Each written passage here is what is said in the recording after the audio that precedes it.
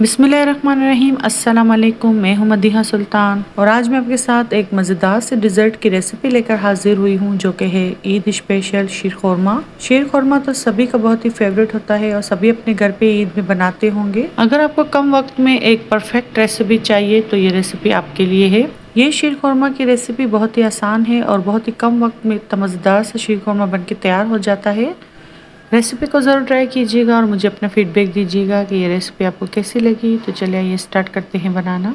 सबसे पहले मैंने यहाँ एक पैन लिया है, उसमें मैं 1 टेबलस्पून देसी घी का इस्तेमाल कर रही हूँ। आँच को मीडियम लो ही रखेंगे। जब घी हल्का गर्म होगा तो मैं इसमें कटे हुए पिस्ते शामिल कर दूंगी 2 टेबलस्पून। कटे हुए बादाम इसमें शामिल करेंगे तकरीबन 2 टेबलस्पून। इन सारे ड्राई फ्रूट को तकरीबन आधे घंटे के लिए मैंने गर्म पानी में सोक करके इनका छिलका रिमूव कर लिया था। ड्राई फ्रूट सॉफ्ट हो जाएंगे तो इसको कट करने में आसानी होगी। 2 से 3 छुहारे लेंगे जिसको मैंने स्लाइस में बारीक कट कर लिया है। अब इन सारी चीज़ों को 1 से 2 मिनट तक घी में फ्राई करेंगे, इतना कि इसका कच्चापन निकल जाए और हल्की क्रंची हो जाए। बस इतनी देर इसको घी में फ्राई करेंगे। यहाँ ड्राई फ्रूट हल्के से फ्राई हो चुके हैं। अब मैं इसको प्लेट में निकाल लूँगी। अब इसी पैन में मैं 1 टेबलस्पून घी शामिल कर रही हूँ। इसमें हम सेवइयाँ रोस्ट करेंगे।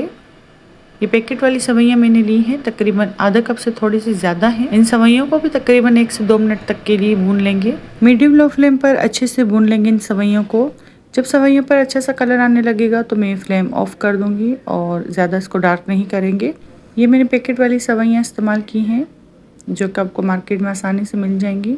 बहुत ही आसान और मज़ेदार रेसिपी है शीर खुरमे की। इस रेसिपी को ज़रूर ट्राई कीजिएगा। रबड़ी स्टाइल शीर खुरमा बन के तैयार होता है।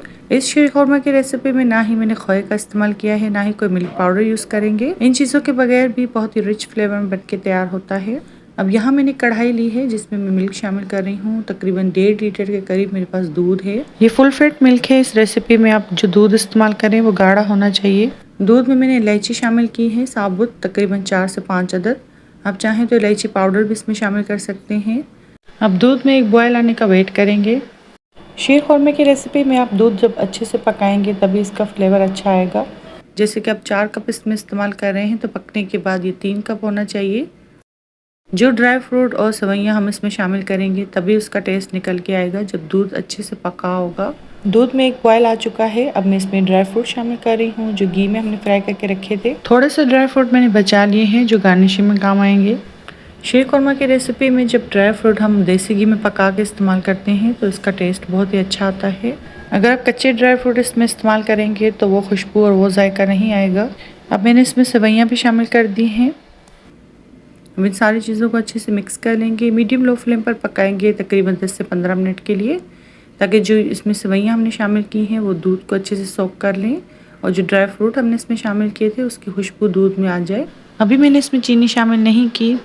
जो सेवइयाँ हमने इसमें शामिल की हैं वो अच्छे से गल जाएँ, सॉफ्ट हो जाएँ, फिर मैं इसमें चीनी शामिल करूँगी। अगर शुरू में ही हम चीनी शामिल कर देंगे तो सेवइयों को पकने में बहुत टाइम लगता है।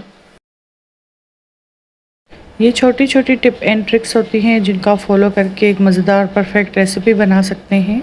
यहाँ दूध के मिक्सचर को पकते हुए तकरीबन 5 मिनट हो चुके हैं। सेवइयाँ सॉफ्ट हो चुकी हैं और जो इसका मिक्सचर है वो भी तकरीबन गाढ़ा हो चुका है।